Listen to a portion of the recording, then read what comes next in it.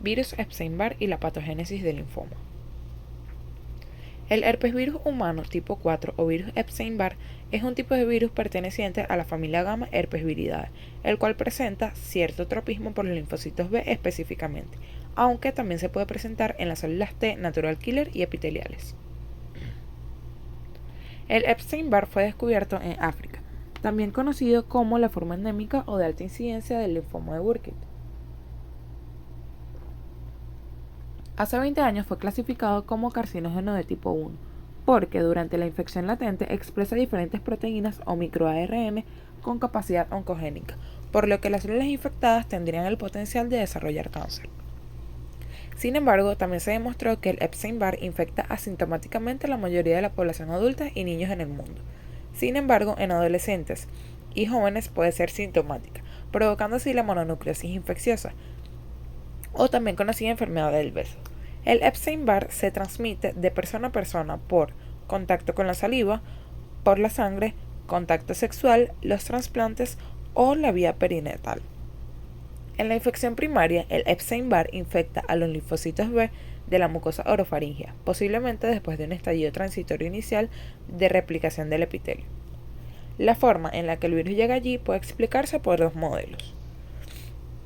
El modelo del centro germinal de persistencia del virus, en el cual se propone que las células B de las memorias infectadas con Epstein-Barr son generados por el proceso de diferenciación normal de las células B que involucra centros germinales. Estos centros germinales son estructuras linfoides, en las que células B expuestas al antígeno experimentan proliferación, recombinación de cambio de clase e hipermutación somática en sus genes de inmunoglobulina. Procesos críticos para la selección de antígenos, la maduración de la afinidad y la elección de la clase de inmunoglobulina.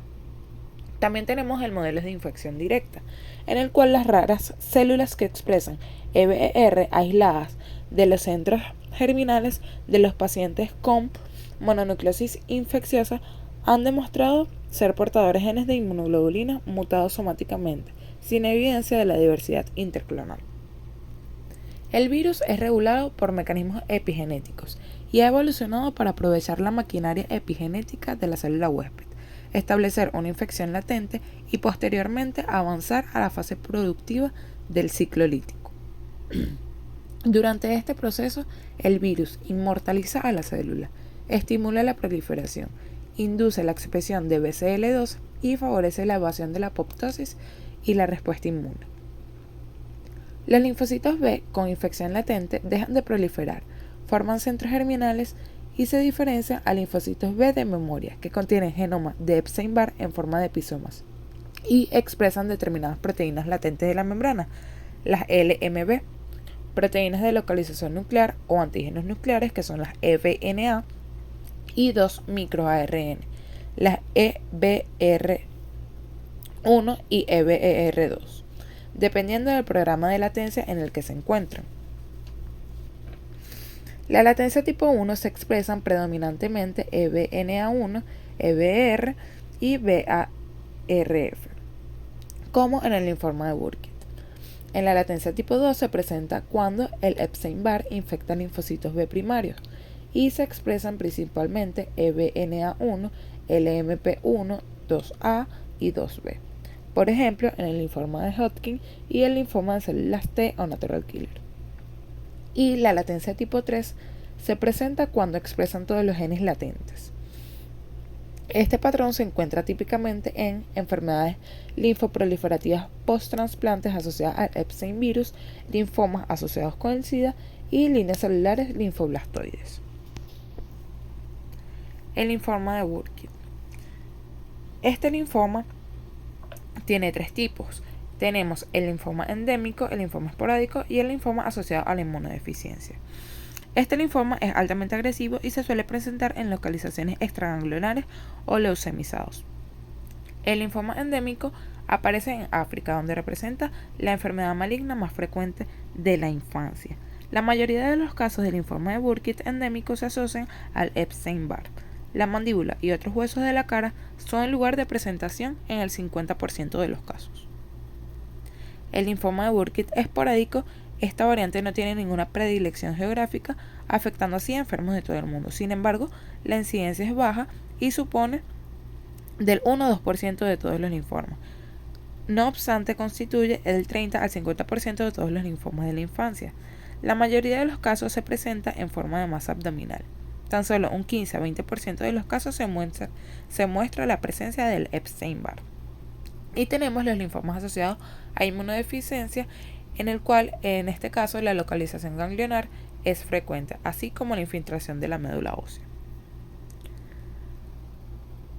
Se ha demostrado que el Epstein-Barr es un factor importante en el linfoma de Burkitt endémico. Todos los casos de linfoma de Burkitt están asociados con la translocación cromosómica que resulta en la activación constitutiva del oncogen CMYC. Linfoma de Hodgkin clásico. El linfoma de Hodgkin se caracteriza por la proliferación de una minoría de células neoplásicas, que son las células Red Steinberg Hodgkin, o RSH, en un medio celular reactivo que constituye la mayoría del tumor. El porcentaje de casos en que se demuestra la presencia del Epstein-Barr en el componente neoplásico de los linfomas de Hodgkin es variable, oscilando entre 40 y 70%. La prevalencia de la positividad del Epstein-Barr en las células DSRH va a variar según el subtipo histológico y los factores epidemiológicos. La frecuencia más elevada es de un 75%, se encuentra en la celularidad mixta, y la incidencia más baja de un 10 a 40% es en la esclerosis nodular. En la población de regiones subdesarrolladas y en pacientes infectados por el virus de la inmunodeficiencia humana, la infección por Epstein-Barr es casi del 100%. El linfoma de Hodgkin clásico positivo es más frecuente en pacientes de edad avanzada, efecto que se atribuye a la disminución de la inmunidad específica del Epstein-Barr con la edad avanzada. Linfomas asociados con la infección por el VIH y el sistema inmunitario. La incidencia de algunos linfomas asociados con Epstein-Barr se incrementa durante el virus de la inmunodeficiencia humana. Por el contrario, la incidencia de la forma inmunoblástica del linfoma difuso de las células B grandes aumenta solo cuando circula la CD4. El número de células T cae y el paciente está severamente inmunocomprometido. La incidencia de LB y el SIDA no ha disminuido drásticamente en la era de la terapia retroviral. Por lo tanto, el deterioro inmunológico es el principal impulsor de algunos linfomas asociados al VIH. Los linfomas sistémicos que se desarrollan en pacientes infectados por VIH son predominantes en linfomas de células B, de características clínicas agresivas.